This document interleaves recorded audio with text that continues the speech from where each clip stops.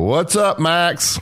And I tell you what, we got Fan Friday over here in the studio. We got about 7-8 people crammed in the studio trying to speak their piece this morning. So Alabama comes to town, and they're bubbling. And I'll tell you, it's going to be a fun day. Whoa! The people in Mississippi are bubbling over the Crimson Tide rolling over there. Oh man, they have amnesia in some respects, Barry, and then they have selective memory. They remember the last two trips, or the last trip, and then the ones they went back to Tuscaloosa, one back to back. So they don't remember that 66-3 beating they took last year. They forgot about that. It could very well be. The reality is that, but you know what? Sunday morning, hey, they're looking for the next game. Max, how many pretty girls will be walking around the Grove on Saturday? You want me to start at what generation? Well, we've measured that from grandmothers to mothers to daughters, and all three get 10s. I'm going to tell you, only school in America that really redshirt Miss America. They got so many of them on it. They redshirt Miss America over there. Oh yeah, they don't let them. Look, you have to get in line to enter the Mississippi contest to get there. So, well, I'm just telling you the way it is. I stayed on that campus 3 years, and I said, I'll tell you, my marriage survived it, but barely. Well, Max, here's one of our problems with Ole Miss over there. We don't know how to refer to them. Are they the Black Bears, the Rebels, or the Land Sharks? We're having a hard time wanting to know. Beat the land. We made a poster board. We didn't know who to put on there as their mascot. Who are they? Well, they don't know. You know what? Here's what's ridiculous. They don't care. I'm gonna tell you.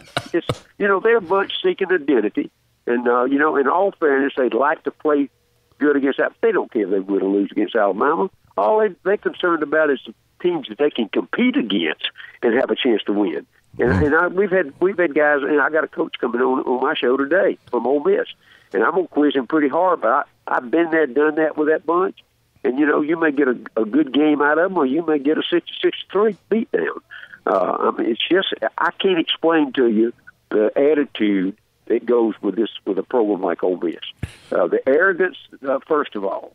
They always going in, and to some degree that's a positive. But if you beat them down, they wipe that out. It's just like a good quarterback. They would gain amnesia. They forget about that. They go right on to the next week. Well, Max, before Dad jumps in, they always say, there's an old saying, nothing's ever as good as you think it is. Nothing ever as bad as you think it is. Is this Ole Miss defense as bad as Alabama people think it is? Oh, no, it's reality. It's that bad. I said it earlier. I saw them in the spring. And not only guys are they playing freshmen, but the freshmen they got aren't talented freshmen. That's a compound really formula for disaster. And I think Alabama will come out and run the football right off the bat, establish a run to start with, and then they'll throw it after the scripted plays come out. That's just an opinion. I'll tell you this, Alabama's defense, they'll play man coverage on them, and they'll slow their passing them. But even Alabama can't beat Ole Miss if they stay in zone coverage now. I'll tell you that. They'll score against anybody in the country with certain coverages. But Alabama's not going to play that, and they know that. So they're going to line up and put those defensive backs right in the wide receiver's face. And they've got a good core, and their quarterback's is better than average. But here's where they'll lose it big time, Barry and Coach. They'll lose it in the third and fourth quarter. They don't have any depth. You let one or two of those offensive linemen go down, the quarterback has to run for his life.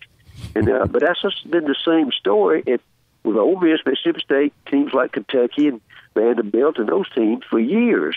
Is they can get enough to play you pretty well the first half, but guys, the fatality of it starts in the middle of the third quarter when you still got your ones in there, and the other team's running 2s and 3s in. Yep, Dad. Max, in your opinion, will Alabama change a little bit in their script plays to where Tua will play longer? We got a bunch in the state of Alabama who they don't want Jalen to play, or don't want him. If they don't, they've got a very good 2-quarterback system in Alabama. It's quite unique. But in your opinion, will they change the time of Tua's playing versus what he did in the first 2 games? Yeah, I think week by week, Coach, it's going to be decided, who they play. Is how much either one of those guys. That's the reason I asked that. Yeah, I don't think that Coach Saban and them. I mean, they know who the starting quarterback is, and the two quarterbacks know who the starting quarterback is. Well, I understand, but I just wondered if they were going to play the starter a lot longer, regardless in this game. Why would you risk injury to him? And when you start playing him much longer, that's what I agree. But there's a lot of talk about that. After 30, I'm going to tell you, after about 30 snaps, the risk of injury goes up. And Coach Saban knows that, and I think that's the rationale. As you look at it from a coach's standpoint. Max, Dad's claiming that the kicker had problems because it was windy in the stadium. Do they have any wind? They have any wind over there in Oxford? But the holder had something to do with it, Max. It's going to be 92 degrees and no wind. No wind. So wind won't be a factor in extra point kicking. No. And they got a new kicker. And by the time Alabama has to kick, the noise won't be a factor either. They'll be back on the Grove. They'll be at the Grove. Hey, Max, give me a little bit of a feel on Missouri and Georgia. As far as Georgia and Missouri, you talking about Missouri and Purdue? Missouri, okay. Well, look, Missouri goes in. I meant Missouri and Purdue. I'm sorry. Missouri goes to Purdue this week, and they got beat 35-3 last year by them. I think they're much improved. I'm a little reluctant to give Derek Dooley the credit, but Drew Lock is an outstanding quarterback. They got 2 6'6" wide receivers. I like them in a close game. I think the line's 3 or 4. Okay. With favoring Missouri. I like them. I really think they're the second best team in the East, to tell you the truth. And I think we're going to see that as it unfolds. I think South Carolina's going to play better than they did last week, but I still think they're still a little bit away, and I think Kirby did prove that when Georgia came in there. So I think I like them. Georgia's going to win it. I think who else is going to beat them? They building Kirby's building that program just like Coach Saban did. He's doing it with recruits. He's getting those good ones and let them play early because he knows if they're good enough, they go on to the NFL after the third year. So I think if you look at both those programs, I think it'll be between Georgia winning. I think Missouri probably end up number 2. Max, the Auburn line is 10.5, and I know you're close with these guys over at LSU. I know LSU plays good defense. Joe Burrow, he's been around, but I don't know if he's played in an atmosphere like he's going to be playing in on Saturday at 2:30. Is that 10 line? I think you probably think Auburn will win. Do you think that 10 line sounds about right? I think it is. I think it's about as good as you could say. You remember last week, though, there's only a 10 line for Georgia and South Carolina. And I thought that would go a little further, but I looked at the clock after 3 minutes. South Carolina was down 14. So, I don't know whether this will happen with the LSU coming to town, but that's a different environment. And we really don't know about LSU yet. They go out there and beat Miami, who was number 8 in the country when they started. They are not the number 8 team in the country for whatever reason. And LSU probably is not as good as they looked in that ball game because of the way Miami played. So I think we'll get a real test of how good they are. Remember, Auburn down there last week had a lead at halftime, and they lost the ball game by 20. So, LSU will play, but they play for some reason when they wear those white uniforms at home, they play better, just like a lot of other schools do. But I think the 10-point holds up without a doubt, and I think LSU gets beat at all. Max, one of the other SEC games, I know you were high on Arkansas. I'm not sure if you're quite as high as you were a few weeks ago, but they've taken on North Texas. Right. And the line is 7, which is so people don't know about North Texas. They would think, hey, Arkansas is going to kill North Texas. Then you look at that line at 7. Tell me a little bit about that game. Well, the way I see it, I talked to guys over there this week about it. They had a complete meltdown on the defensive side, and I don't think they were fair, to tell you the truth. I didn't watch the game, but I did talk to several people that did.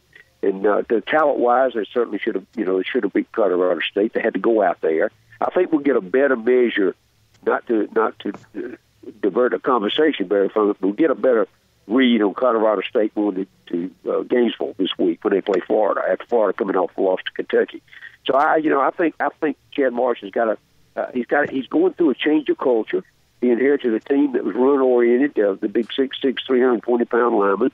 He'd rather have those guys that can run as opposed to those guys that can put their hand in the dirt and knock them off the ball. Bielema was trying to bring the Wisconsin offense in. It didn't work, and he ended up losing his job. Chad Morris is a run-shoot kind of guy, but here's the problem I have looking at him right now, and I'll be honest with you, I thought the quarterback situation would have already changed. They're still trying to play the Kelly kid, 6'7", 250 pounds, can't outrun any of the three of us. That's Dad's favorite player in the SEC. Well, the guy can't play. No, he can't. Dad can't stand him. So the deal is that I think until he gets his bunch together, they're gonna struggle. They should win this ball game. But remember, I think SMU beat North Texas last week. So I don't. The line came from not so much what North Texas is. The line came from how poor Arkansas played in the third and fourth quarter. No, North Texas beat SMU 48-23 or 46-23. Okay, well, I didn't get that final score. I know at the time, last time I checked, North Texas was ahead. Yeah, but that's neither here nor there. That was, that's week one. That's a different league than what the SEC is. Chad Morris has got another whole season to go through. He's got a freshman quarterback that can run his offense. I believe the kid's an Auburn kid, but he ain't played him yet. Not a snap. Much like Dan Mullen's got at Florida, he hadn't played Emory Jones yet. So at some point in time, those coaches have to make a determination of when they're going to put them in there and start trying to win football games. I think some coaches, and maybe Mullen fits this, and certainly Chad Morris, they feel comfortable with a cushion of 5 or 6 years with big dollars and a big dollar buyout, and they give that philosophy of let's build the program. Well, there's nothing wrong with that. The way it was 8 or 10 years ago, guys, you don't have time anymore. You got a 5-year contract. You ain't got 5 years to build. You got about 3, and you better show improvement every week. I mean, the folks in Gainesville are just furious right now. We're losing that game to Kentucky last week. So, that's different than Chad Morris has got coming in right now with North Texas, but the concept is still the same. So, I think they're going to have to do some things at Arkansas to turn that thing around. I thought they could win 7 or 8 this year. I think now from what I've really seen and heard, 6 is probably about as good as they're going to do. I'll be anxious to see how they do this weekend. Yep. Let me say one thing. If a guy that's a quarterback coach goes to practice with that tall goon that plays at Arkansas at quarterback and starts him in the first game, he should be fired immediately. That's the sorriest quarterback, the most selfish quarterback, the most selfish human in the history of athletics. And how in the world Chad Morris can sit there and stand there and kneel there and play this goober? I'd go to the single wing before I'd play. That guy, you said that guy's got a mama. He's not listening. His mama. I'm not sure he's got a mama. What I'm hearing, he may not. But, what do you mean you don't have a mama? I'll let it go with that. Awful. He may have had someone that birthed him, but that's as far as it went. But Y'all brutal. Remember, the guys, at the end result, it's not the position coach, it's the head guy that's making the final decision. And there's no excuses for him by any means, because I feel basically the same way. They're jumping on him. They're jumping on him, Max, about going to see his son play on Friday night in a private plane. Right. Who? That's been called to his attention. We get, they're saying we get beat, and then you fly out, which I think is fine. I think it's fine for you to fly up there and see his son play and fly back. He ain't missing no. The position coaches can do whatever they need to do. Right. But when you don't win and you do that, you get a lot of criticism. No, and you're absolutely right. But I will tell you from everything I've heard that Chad Morris is a little bit different guy. I mean, he runs somewhat of a loose ship. And when they jumped on him, he said, "Well, the Clemson coach did it. Yeah. Why can't I do it?" Yeah. Well, the Clemson program's number 1, 2, or 3 in the country too. That's the point I'm making. And that's where he gets. That's his point of reference. He was there when his offensive coordinator when Debo was building that program. And and I think you can, look, guys. You guys have coached. Every situation is created differently. You can't do the same thing with your kids at South Carolina or Wake Forest, Barry, when you were there, as you can at Kentucky, for example. That's a different whole, it's just a whole different attitude, and you got to be smart enough to realize that. If you're not, you're going to be there 3 years and gone. Yeah, I suggest he wear a wig to the next game. They don't know, and some sunglasses. They won't know when he goes to his next son's high school game. Yep. All right, Max, we got to find out what's for supper now. We got a great listener, Lenny. He sent me, Coach Saban eats the same thing for breakfast and lunch every single day. Yeah, you know why? They tell you why? Well, here's what it says. For breakfast, he eats 2 Little Debbie's, oatmeal, and for lunch, he has a salad of iceberg lettuce, turkey, and tomatoes. That's the menu. He said it saves him time of deciding what to eat each day. Right. It speaks to the broader tendency. Yeah, it's a lack of decision. He don't have to worry about other decisions. And here's what a guy you have to understand. He makes decisions way more than just a football program. I mean, he's got to be concerned about who's cutting the grass and what the secretary wanted to work today. And I mean, all kind of. He's got full control of that program. And every decision that he can eliminate, certainly, I think he thinks adds to his longevity. Does he eat those oatmeal pies in the car, or does he eat them at his desk? I think he eats them at his desk. Yeah. I know when I was in Chattanooga, the Little Debbie company used to send in cases of Little Debbie's because they got an extra publicity for it. Yeah. And whether he ate them or handed them out, I don't know. But the fact is, he's well known for the menu of Little Debbie's. Well, the other side of that, he eats them right out of the wrapper. I understand. The best way to do it is deep fry them. So I'll tell you about that one day. Deep fry the Little Debbie? Absolutely, man. Well, I know one thing. He's eating 14 of them a week. So you do the math. Well, that's all right. 2 a day. Hey, look, that's why he weighs 165 pounds.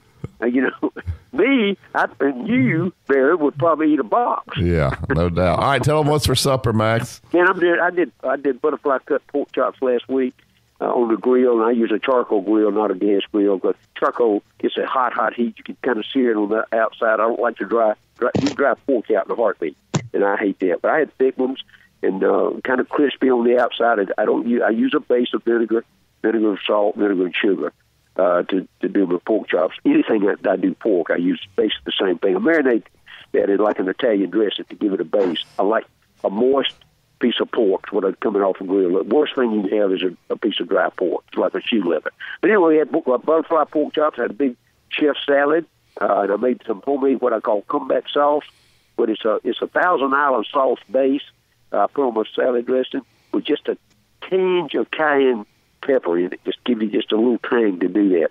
But I had that, and I had baked potatoes, and it's what I call a loaded baked potato. We do the chives and the sour cream and butter, and I really spruce that up a lot.